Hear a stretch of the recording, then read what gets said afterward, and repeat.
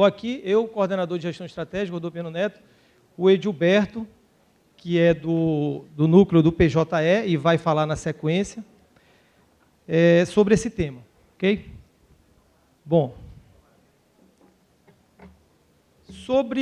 primeiro eu queria falar rapidamente que tem um impacto, vou ficar em pé que eu acho que fica mais fácil, sobre o IPCJus. Alguém já ouviu falar no IPCJus aqui? Quem já ouviu falar? IPCJus. Ó, IPCJus, 2, 3, 4, quem dá mais? 5. Bom, IPCJus. O que significa IPCJus? É o Índice de Produtividade Comparada da Justiça. Isso foi um indicador criado pelo CNJ para medir, avaliar os tribunais considerados mais eficientes, tribunais de todos os ramos do país. Okay? Então, existe o IPCJus para a Justiça do Trabalho, para a Justiça Federal, Justiça Eleitoral, cada ramo tem o seu IPCJus e o ranking dos tribunais. Esse é o índice de eficiência.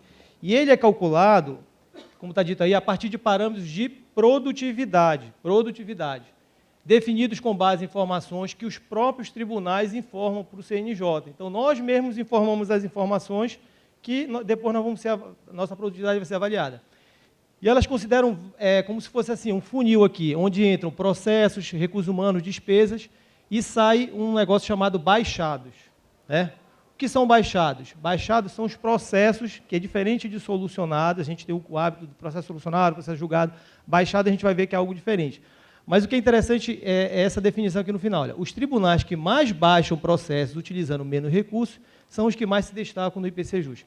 Nós, da gestão estratégica, já fizemos todos os cálculos que vocês imaginaram para entender esse IPCJus, que isso é um conceito que vem da engenharia de produção, é isso mesmo, vem da engenharia de produção.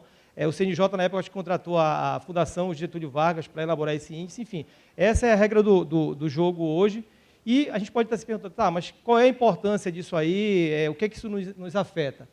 Essa resolução 84/2013 do CNJ, que instituiu o IPCJus e uma série de regras, ela estabelece isso aqui, olha, no artigo 5º, olha, somente serão apreciados pelo CNJ os anteprojetos de lei quando, aplicado o Índice de Produtividade Comparada da Justiça, IPCJus, o respectivo tribunal alcance um intervalo de confiança no seu ramo de justiça. Então, isso aqui já é uma cláusula de barreira. O que é que está dizendo aqui, traduzindo? Só pode pedir cargos de juiz, vara, uma função comissionada que se quer, se o tribunal já foi eficiente. Essa é a regra do jogo. Esse intervalo de confiança significa os tribunais mais eficientes. Aí, obviamente, existem muitos questionamentos. Poxa, nós somos ineficientes porque a gente não tem estrutura e tal, a gente precisa de estrutura. Não, a regra é essa aqui. Certo ou errado, o que está valendo no momento é isso. Obviamente, a gente tem questionamentos sobre essa regra, mas é o que está valendo. Então, a grande questão que se coloca, quando a gente faz uma análise, a gente pode se perguntar assim, mas o tribunal está dentro desse intervalo de confiança? Tá, a 8ª região é um dos poucos tribunais, se não me engano, são só 5 da Justiça do Trabalho que alcançaram esse intervalo de confiança. Então, por todo o histórico, né, nossa história de eficiência, de tribunal que se dedica, né, todo o esforço pessoal de magistrados e servidores, a gente vem conseguindo, desde a primeira edição do IPCJus, até pelo fato também de a gente ter pouquíssimos recursos tanto humanos quanto de orçamento, enfim, tal, e o indicador ele é uma mistura de tudo isso, a gente tem conseguido, por exemplo, o IPCJus atual, nós alcançamos 100%, o índice vai de 0 a 1, nós alcançamos o máximo, 100%. O intervalo de confiança foi 88, 0,88, ou seja, todos os tribunais que ficaram abaixo de 88 não podem pedir, protocolizar nenhum pedido de criação de cargos, enfim. Então, nós ainda estamos nessa condição, tanto que o tribunal, neste momento, acabou de ser submetido à presidência, um projeto grande de criação criação de 21 novas varas na 8ª região, que está sendo protocolizado, vai ser protocolizado ainda hoje. Aí onde entra a questão. Então, nós temos direito de pedir cargo, ok. Só que aí a resolução ela traz outros critérios. O artigo 6º, ele diz o seguinte, cumprido o requisito do artigo 5º, os anteprojetos de lei para a criação de cargos de magistrados e servidores devem considerar o número estimado de cargos necessários para que o tribunal possa baixar, processos baixados, quantitativo equivalente à média de casos novos do primeiro e segundo grau no último triênio, enfim. Tem uma fórmula aí que está no anexo, não vou cansá-los com matemática, Para a criação, então, essa é a regra geral. Para a criação de cargo de magistrado, a gente tem que ter um índice de produtividade compatível com os tribunais de melhor desempenho. Para a criação de cargo de servidor, nós temos que ter, aliás, nós temos que ter também, tanto para a criação de cargo de magistrado quanto de servidor, nós temos que ter um índice de produtividade também compatível com os tribunais de melhor desempenho. Além disso, da produtividade, a gente tem a questão do congestionamento, a taxa de congestionamento. Por isso que o tribunal monitora muito a taxa de congestionamento já há muito tempo, que também é importante, porque, além da produtividade, ele analisa se o tribunal é muito congestionado, enfim. Essas são as regras. Quando a gente vai rebater a aplicação desses outros dispositivos para a nossa realidade, a gente não está atendendo, ok? E isso já está nos prejudicando, o tribunal já está sendo prejudicado dessa forma, porque a gente estava com um projeto lá chamado Projeto Lázaro porque ele estava arquivado e o presidente, doutor Sérgio, conseguiu desarquivar no CNJ. E esse projeto ele previa a criação de cargos para administrativa e também que todas as varas tivessem a lotação pelo máximo, que a resolução 63 pede. Então, todas as unidades iam ficar pelo máximo da 63, iria melhorar bastante. Quando ele foi analisado no CNJ, o CNJ, exatamente analisando a nossa quantidade de processos baixados, entendeu o seguinte, olha, com relação à produtividade dos magistrados, ele fez todos os cálculos e destacou ali, está grifado, não sendo possível, não sendo, portanto, necessária a criação de cargos de magistrados para esse fim.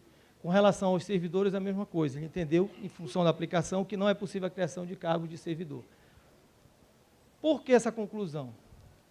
Exatamente em função do tema que a gente está colocando aqui, os erros de lançamento no sistema PJE e APT. Então, quando a gente lança algum movimento errado, e isso não é computado como uma baixa, isso prejudica o tribunal com esse tipo de situação. Bom, então, nós não atendemos, hoje nós não atendemos a nossa realidade dos nossos números, nós não estamos atendendo. Só que, por exemplo, a gente começa a analisar, interpretar os números e vê que tem algumas situações que a gente percebe claramente que é falha de lançamento.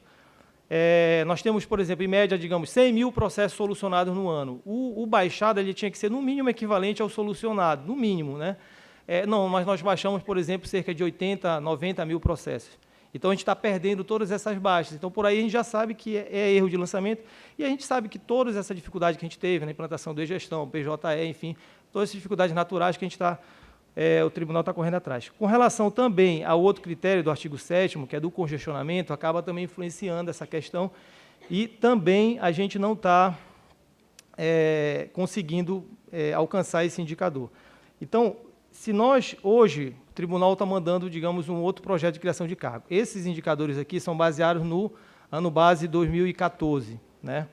A gente vai aguardar o resultado de 2015, que deve sair pelos próximos dias, e muito provavelmente, quando esse projeto de criação de cargos estiver sendo analisado no CNJ, o que vai estar valendo é o ano base 2016. Daí a importância da gente ainda aproveitar esse ano para entender esse conceito e começar a baixar o processo corretamente. O que eu quero destacar aqui o aumento, e aqui é importante colocar, queria destacar isso, o aumento da produtividade, de acordo com esse conceito, não necessariamente tem a ver com julgar mais, com solucionar mais. É mais entender o conceito e modificar o procedimento. Ok? Vai ficar claro isso quando eu explicar aqui. Olha só.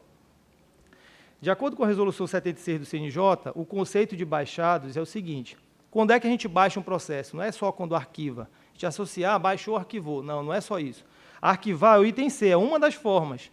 Arquivar definitivamente, provisoriamente não baixa, ok? Então, arquivar é só uma das formas. Toda vez que eu remeto também esse processo para outro órgão judicial competente, mais vinculado a tribunais diferentes, por exemplo, vai para a Justiça Comum, enfim, tal, é uma baixa. Quando eu remeto para a instância superior, da vara para o tribunal, ou então do tribunal para o TST, também é uma forma de baixa. Quando eu arquivo definitivamente, e esse letra D, que é onde mais a gente perde, em que houve decisão que transitar em julgado e iniciou-se a fase de liquidação, cumprimento e execução. Porque isso aqui, transitou em julgado na vara, é quando tem uma mudança de fase aqui, né? Transitou em julgado, o correto para pegar essa baixa seria colocar o processo em execução. Mas a gente sabe que, em função da nossa cultura da celeridade, que não está, digamos, errada, é uma cultura nossa, realmente, da celeridade, a gente tende a manter o processo no conhecimento. Né? Então, vai fazer atos, Bacenjude, Infojude, tudo no conhecimento. Nada disso a gente conta. Então, a gente perde essa produtividade todinha. Então, entendeu? Então, qual era o ideal aqui? Transitou em julgado, coloco o processo em execução. Eu conto uma baixa no conhecimento, e se eu localizar alguma coisa digamos, Bacenjude e tal, e peguei algum dinheiro lá, encerrei o processo, eu tenho outra baixa na execução.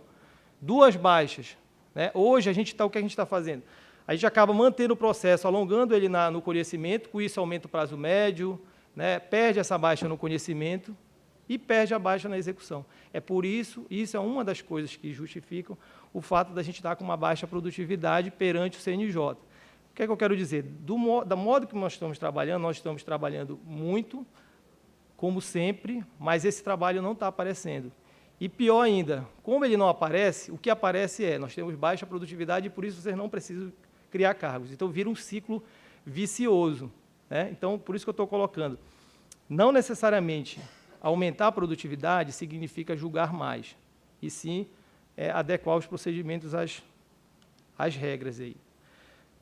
E, só para clarear aqui, então, processos baixados na fase de conhecimento, no primeiro grau, como eu falei, são aqueles remetidos para outros órgãos judiciais competentes, remetidos para as instâncias superiores, arquivados definitivamente, e em que houve decisões que transitaram em julgado, iniciou-se a liquidação, e detalhe, para a Justiça do Trabalho, tem mais esse aqui, com acordo homologado. Isso aqui foi uma sugestão da 8ª Região, o doutor Sérgio oficiou isso para o Conselho, o Conselho acolheu a proposta de que os acordos homologados fossem considerados uma forma de baixa, então isso vale para a Justiça do Trabalho. Não precisa fazer nada, a não ser fazer acordo, né? Não precisa fazer nenhum procedimento adicional. Né? O acordo transitou, homologada a transação, automaticamente o e-gestão vai pegar esse dado e vai considerar isso como uma baixa. Hoje ainda não está funcionando assim por um problema do próprio e-gestão, tá? Mas não precisa modificar o procedimento com relação à conciliação. Mas isso é importante, essas são as formas de baixa.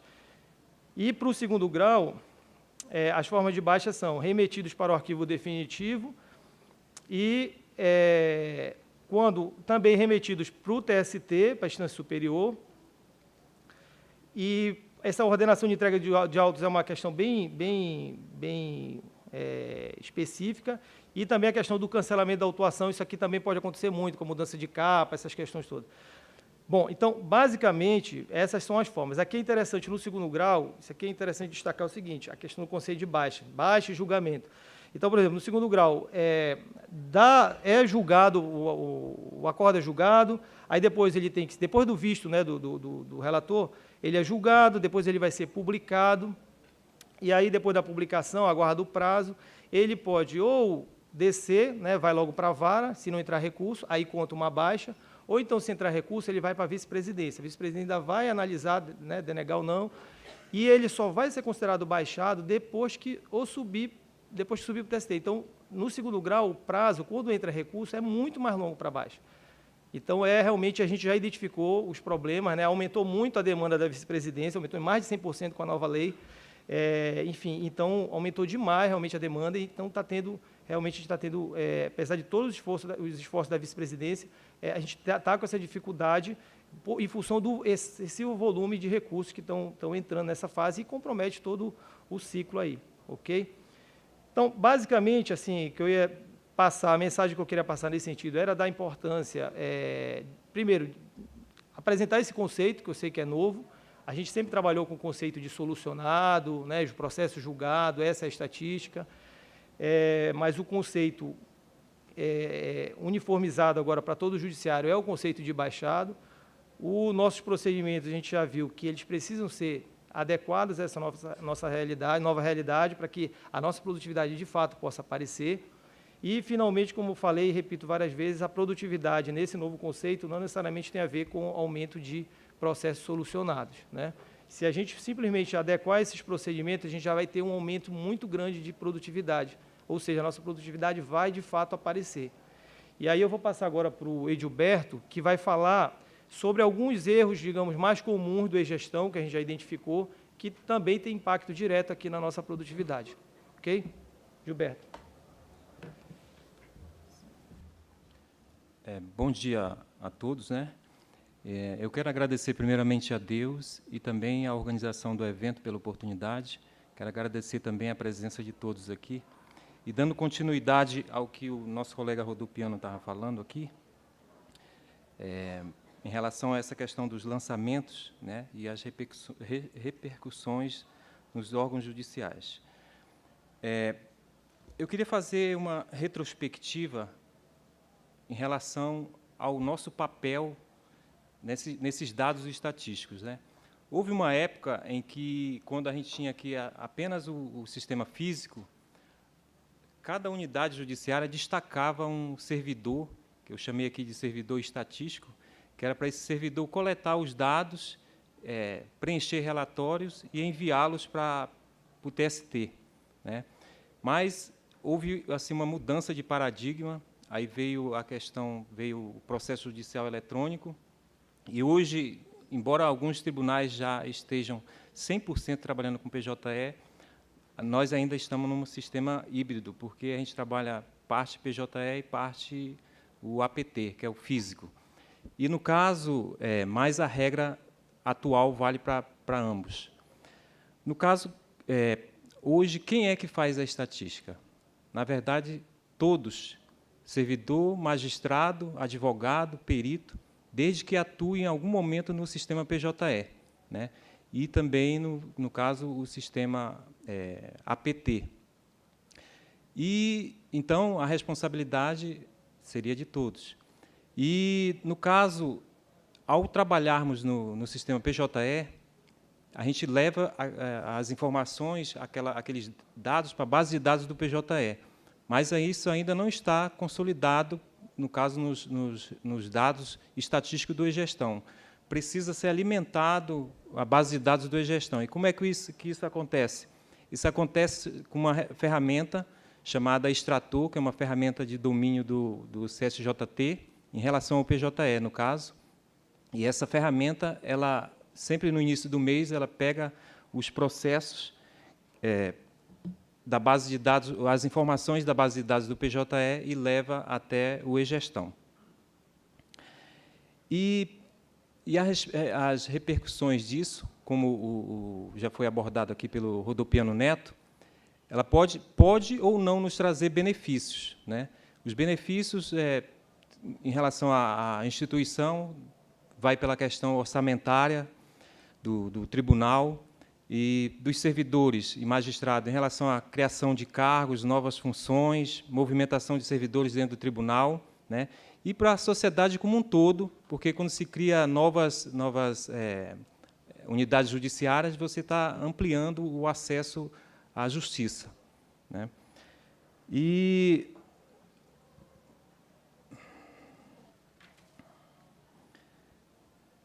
Mas como é que isso ocorre? Como é para que nós tenhamos essa eficiência que o Rodopiano acabou de ressaltar? Nós precisamos trabalhar, desempenhar nossas atividades no dia a dia, alinhada a uma regra que está incutida no sistema. E essa regra é chamada de regra de negócio. Então, o que seriam as regras de negócio? Eu coloquei aqui uma definição, no caso, para ficar bem claro, talvez, para vocês. Seria requisitos mínimos exigidos pelo sistema de gestão para que os trabalhos desenvolvidos venham compor as informações estatísticas do referido sistema. E essas informações estatísticas, a bem da verdade, ela é a identidade de cada uma das unidades judiciárias. É através dessas informações que é apurado a produtividade e as pendências, que são aqueles dados que estão lá no e-gestão. A produtividade, no caso, seria o trabalho desenvolvido, alinhado às regras de negócio. E a pendência é aquele trabalho que nós deixamos de desenvolver, que precisa ser desenvolvido pelas unidades. Mas aí qual, então, seria o problema? O problema está na fidedignidade desses dados. Ou seja, ao fazermos a pergunta, há fidedignidade nas informações estatísticas apresentadas no sistema e-gestão? Respondendo essa pergunta, nós observamos que nem sempre. Por quê?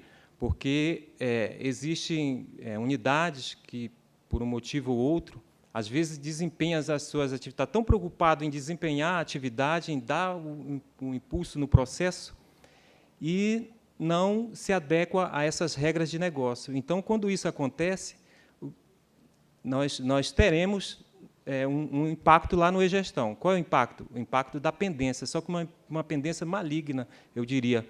Por quê? Porque essa pendência que está lá, ela, em algumas vezes, não tem mais como você resolvê-la aqui no sistema PJE, né? E, às vezes, precisa acionar Brasília para poder resolver.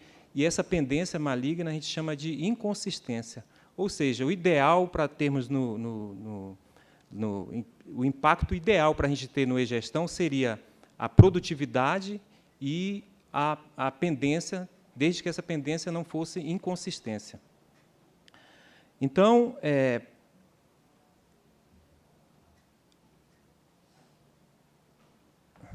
como é que a gente iria fazer para atingirmos essa fidedignidade desses dados estatísticos? Primeiro é eliminar essas inconsistências, melhorar a nossa qualidade nos dados estatísticos. Mas aí vem a pergunta, o que então são inconsistências? Eu também coloquei aqui uma definição bem simples, são informações estatísticas que não correspondem à realidade do processo e que necessitam de ajustes. Ou seja, as inconsistências são aquele trabalho que a gente desempenhou, mas que, devido não estar alinhado às regras de negócio, acabou não refletindo no e-gestão como produtividade, que, como nós vimos aí com o Rodopiano Neto, a produtividade ela representa a eficiência e essa eficiência traz benefícios, como a criação de cargos e tudo mais. Então, eu fiz aqui umas observações que eu acho relevantes, que é, quando as regras de negócio são observadas, os trabalhos desenvolvidos geram produtividade. Quando ainda não desenvolvemos o trabalho, restará pendências no e-gestão. E quando o trabalho é desenvolvido em desacordo com as regras de negócio, restam, então, inconsistência, que não geram produtividade. Então, como eu disse, qual é o impacto ideal para nós termos, em relação à atividade do dia a dia, qual é o impacto ideal que nós deveríamos ter no e-gestão? Seria produtividade e pendências. Mas, como eu disse, há um problema, as inconsistências, que são os trabalhos envolvidos em desacordo com as regras de negócio. Então, produtividade são tarefas desenvolvidas de acordo com as regras de negócio.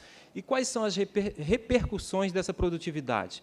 Elas trazem para a gente verbas orçamentárias, criação de cargos e funções, unidades judiciárias e etc. E as pendências? As pendências, pendência, a princípio, não é problema. O problema é a mora em você resolver a pendência. Então, quando você demora em resolvê-las, isso pode implicar em perda de benefício. No caso, a pendência, ela implica no índice de congestionamento da unidade. E, como nós vimos aqui, o índice de congestionamento ele pode trazer para a unidade o malefício de você ter que tirar uma função dali. Eu acho que isso já ocorreu recentemente aqui no tribunal, algumas varas que acabaram perdendo funções. Isso está ligado diretamente com o índice de congestionamento. E esse índice de congestionamento ele se origina na questão da mora em resolver as pendências. Então, as inconsistências são tarefas desenvolvidas em desacordo com as regras de negócio. E quais as repercussões dela? É desaprovação de anteprojetos, como ocorreu ainda há pouco, que o Rodopiano ressaltou aqui, que não foi aprovado para a criação de cargos de juízes e servidores. E agora eu vou trazer aqui a vocês algumas situações concretas em relação às regras de negócios que foram quebradas, primeiro e segundo grau. O primeiro item que eu cito aqui é o nó de desvio. Porque, qual é o problema em relação ao nó de desvio? O nó de desvio ele não é proibido, ele pode ser executado. O problema é que o servidor, no momento de executar esse nó de desvio, ele precisa saber qual vai ser o impacto daquele procedimento no e-gestão. Então, assim, eu diria que, por o servidor saber exatamente qual é esse impacto, seria um tanto complicado. Então, assim, a minha opinião é que esse nó de desvio ele seja procedido a partir de uma orientação técnica. Ou seja, tenha que se fazer uma consulta antes de se fazer esse nó de desvio para ver qual o impacto daquele nó de desvio no sistema de gestão. Como eu mostrei aqui anteriormente, cada ato processual que a gente pratica no PJE, ele guarda aquela informação na base de dados do PJE. E, então, ela é levada, essa informação, para o e-gestão através do extrator. E esse extrator ele obedece às regras de negócio. Então, por exemplo, se no primeiro grau se passar um processo conclusos para o juiz, naquele momento, esse processo é incluído em um item chamado, aguardando a prolação da sentença, e está contando um prazo. Se, naquele momento, o processo é tirado por nó de desvio, o que acontece? Esse prazo, na hora que o extrator leva essa informação para o e-gestão, ele não vai levar a informação do movimento processual desse nó de desvio. O nó de desvio não gera movimento processual. E aí, no e-gestão, esse processo vai ficar contando o prazo lá para o juiz, vai chegar em prazo vencido, né? E aí voltou e o processo está andando na secretaria porque foi dado o nó de desvio. Esse é um problema do nó de desvio. Agora, uma situação em que o nó de desvio não dá problema. Por exemplo, você vai fazer uma notificação. Isso eu ainda estou falando em relação ao primeiro grau. Você vai fazer uma notificação e aí, hoje nós temos aquele botão lá, cancelar, mas houve uma época que não tinha. Então, quando a gente passava para fazer uma notificação e, de repente, a gente se deparava que não precisava fazer, ou por algum motivo tinha que tirar aquele processo daquela tarefa. Como não tinha a função, a gente pegava, dava um nó de desvio e tirava. Esse nó de desvio ele não traz malefícios para o e-gestão. Por quê? Porque o e-gestão, pelo menos até então, ele não tem cômputo em relação aos expedientes feitos na secretaria. E aí, então, ele não traria nenhum problema. Em relação ao segundo grau, no segundo grau, também eu cito a questão de quando o processo é enviado para o relator. Lá existe um botão de cancelar aquela conclusão, mas não é incomum a gente ver, às vezes, o servidor ele dá o nó de desvio e tira aquele processo de lá e para mandar para a análise de gabinete, quando deveria usar a função que o sistema disponibiliza.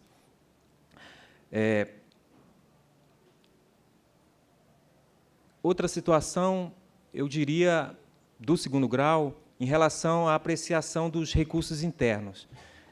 O que acontece? Muitas das vezes, o recurso interno, na hora de passar concluso para o relator, o sistema lá disponibiliza as funções, as opções exclusivas do recurso interno, que é embargo de declaração, agravo regimental, e, às vezes, acontece do servidor ele optar por relatar. O que seria o relatar e o que seria os outros itens que estão lá disponíveis no sistema? O relatar ele está vinculado ao processo, à classe processual, enquanto que os outros estão vinculados ao tipo de petição. Então, se o servidor passa a relatar, por exemplo, seja um recurso ordinário, ou um ROPS, que é recurso no rito sumaríssimo, ou um agravo de instrumento, se você passa a relatar, você está dizendo para o relator, você está dizendo para o sistema que o relator vai apreciar o RO, ou vai apreciar o ROPS, ou vai apreciar o agravo de instrumento. Porque o relatar, como eu disse, está vinculado à classe.